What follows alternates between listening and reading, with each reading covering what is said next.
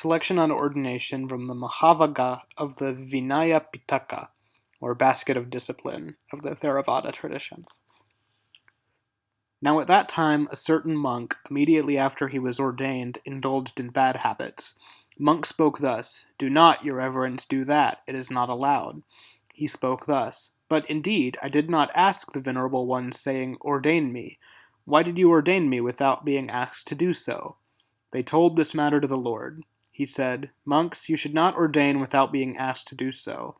Whoever should so ordain, there is an offense of wrongdoing.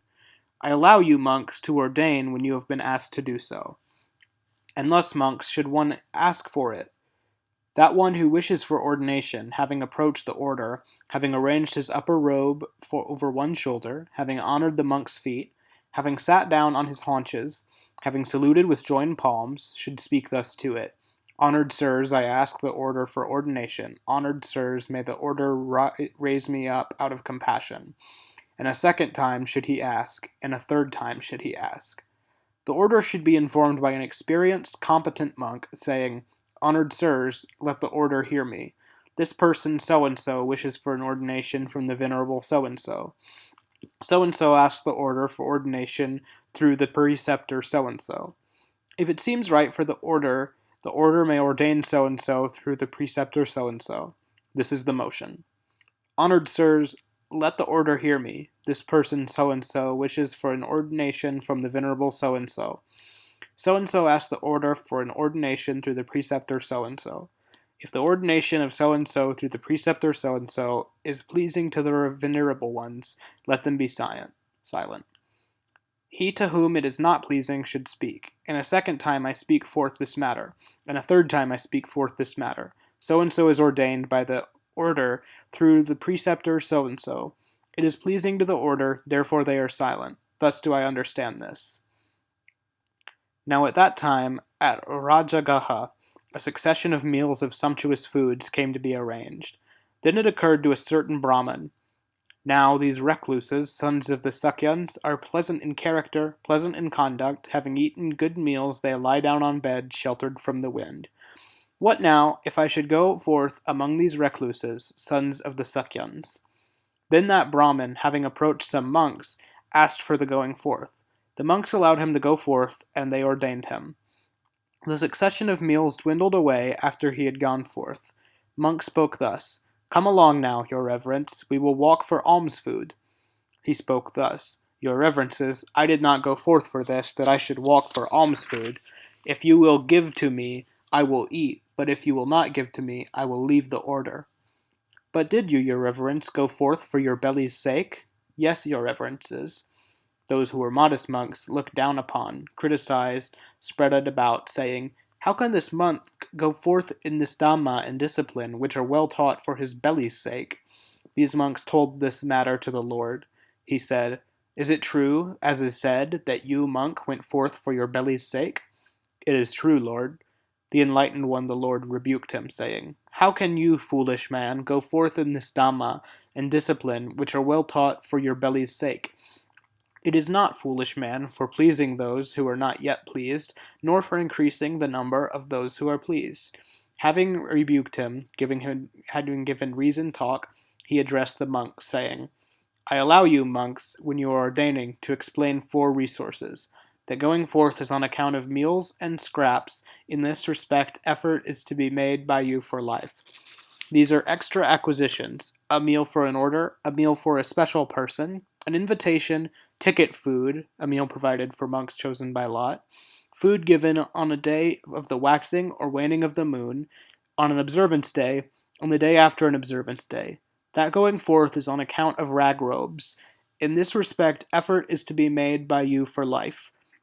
These are extra acquisitions: robes made of linen, cotton, silk, wool, coarse hemp, canvas.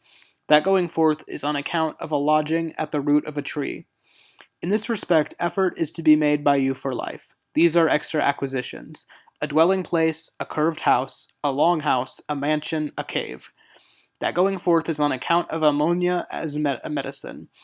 In this respect, effort is to be made by you for life. These are extra acquisitions: ghee, fresh butter, oil, honey, molasses. Now at that time a certain Brahmin youth, having approached some monks, asked for the going forth. The monks explained the resources beforehand. He spoke thus: "If, honored sirs, you had explained the resources to me after I had gone forth, I should have been satisfied. But now, honored sirs, I will not go forth.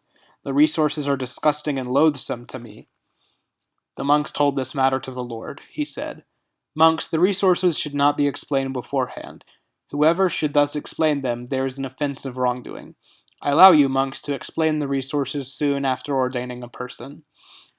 Now at that time the monks ordained through a group of 2 and a group of 3 monks. They told this to the Lord. He said, "Monks, you should not ordain through a group of less than 10 monks. Whosoever should you so ordain, there is an offense of wrongdoing. I allow you, monks, to ordain through a group of 10 or more than 10 monks." Now at that time monks of 1 year's standing and of 2 years' standing severally ordained the one who shared his cell. And when he was of 1 year's standing, the venerable Upasena, Vanganta's son, ordained the one who shared his cell. When he was of 2 years' standing, having kept the rains residence, the annual retreat during the rainy season, taking the one who shared his cell and who was of 1 year's standing, he approached the Lord. Having approached, having greeted the Lord, he sat down at a respectful distance. Now, it is the custom for awakened ones, for lords, to exchange friendly greetings with incoming monks. Then the Lord spoke thus to the venerable Upasena, Vanganta's son. "I hope, monk, that things go well with you. I hope you are keeping going. I hope you came here with but little fatigue on the journey." "Things do go well with me, Lord. I am keeping going, Lord. I came, Lord, but with little fatigue on the journey." Now truth-finders sometimes ask knowing, and knowing sometimes do not ask. They ask knowing the right time to ask, and they do not ask knowing the right times when not to ask. Truth-finders ask about what belongs to the goal, not about what do not belong to the goal. Awakened ones, lords, question monks concerning 2 matters. Shall we teach Dhamma, or shall we lay down a rule of training for disciples? Then the Lord spoke thus to the venerable Upasena, Vanganta's son. "Of how many years' standing are you, monk?" "I, Lord, am of 2 years' standing." "And of how many years' standing is this monk?" "He is of 1 year's standing, Lord." "Who is this monk as regards you?" "He is the one who shares my cell, Lord." The awakened one, the Lord, rebuked him, saying, "It is not fitting, foolish man. It is not becoming. It is not proper. It is unworthy of a recluse. It is not allowable. It should not be done. How can you, foolish man, when you should be exhorted and instructed by others, think to exhort and instruct another monk?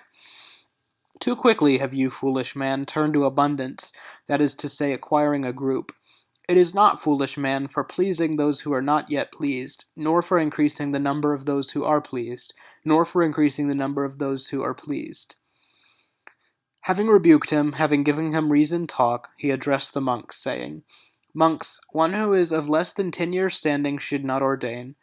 Whoever such should so ordain, there is an offense of wrongdoing. I allow you, monks, to ordain through one who is of 10 years' standing, or through one who is of more than 10 years' standing."